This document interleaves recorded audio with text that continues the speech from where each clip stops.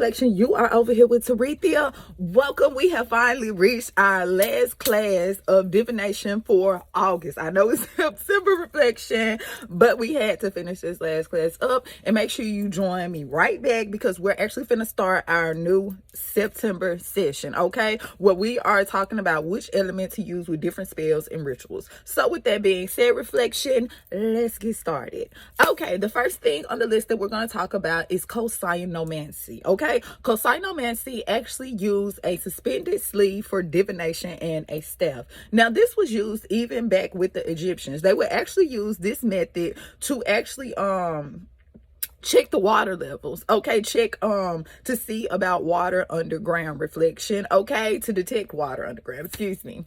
Okay, so this is consomancy, okay, and it's also kind of like cleidomancy, but this is clonsomancy, okay.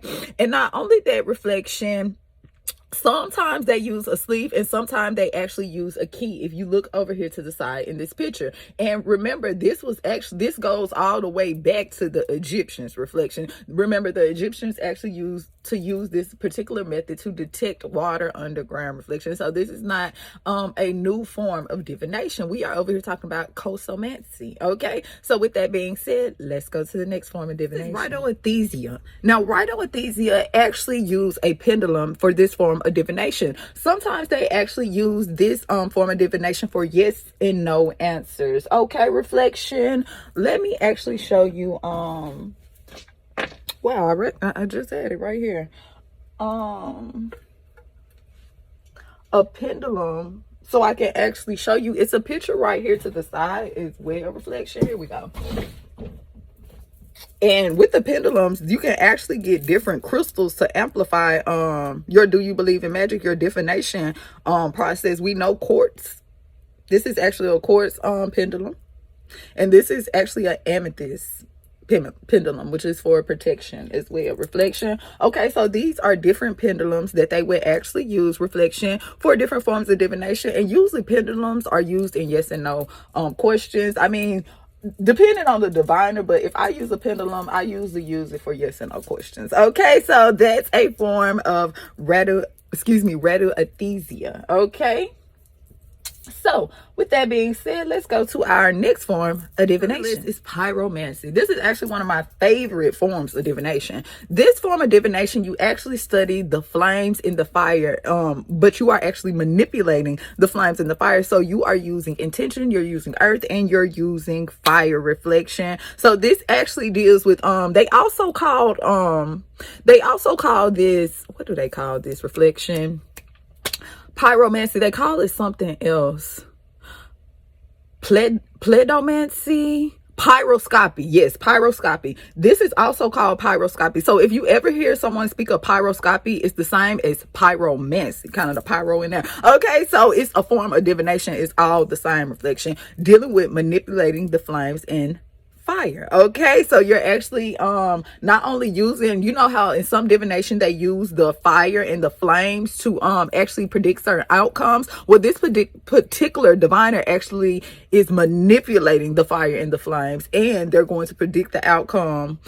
They can predict the outcome depending on how the manipulation of the flames and the fire, where another diviner, they just may use the fire itself. Okay, whether it's the person lighting a candle or it's burning leaves or different things like that. Reflection. Okay, we're talking about pyromancy. Next on the list is ostomancy. Okay, it kind of says it in the name. Ostomancy. It kind of says it in the name, right? So ostomancy deals with bones. This is actually bone divination, reflection. And the good thing about ostomancy, as you can tell right here to the left or to the right, depending on where I put it, you can actually look and tell the ostomancy divination kit not only stops with bones, it has other things that actually goes in the kit. And as you can see, you can actually make your own ostomancy kit, which we are going to do in the night school lab. So you can definitely check that out tonight, reflection. If not tonight, then I'll definitely have it uploaded by tomorrow. Okay, so this form of divination uses bones and different little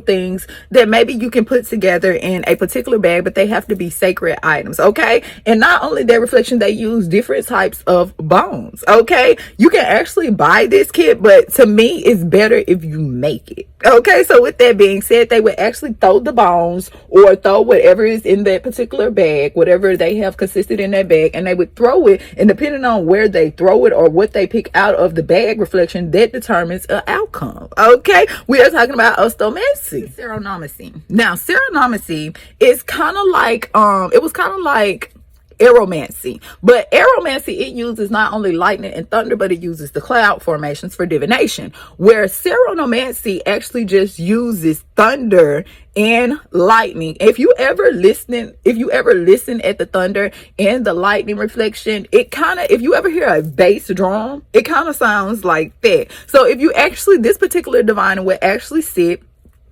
and they would actually listen and meditate, listening to the thunder and the lightning to predict certain outcomes, almost as if the spirit from the thunder and the lightning was actually coming into them, giving them messages. Okay, this is a different form of divination. It takes a lot of skill to do serovomancy. Okay, so with that being said, let's go to the next divination. This is physiognomancy. They said, what's Aretha? Physiognomancy. Okay, so physiognomancy kind of says it all in the name as well. Physiognomancy, it deals with your face reflection and your facial features. Okay, so a kind of like, think about the zodiac signs.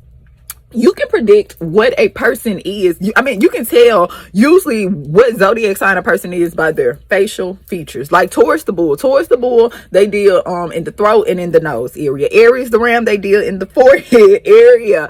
Okay, Sagittarius the archer, they deal in the thighs area. Cancer, they deal in the breast and the chest area. Okay, so that's another way of physiognomancy as well. Reflection is looking at someone's facial features to tell different characteristics about their cells. You can actually look at this graph this picture right here to the side, and it actually shows you different forms of physiognomancy. With that being said, reflection, make sure you join me back so we can start our September session. Ashe.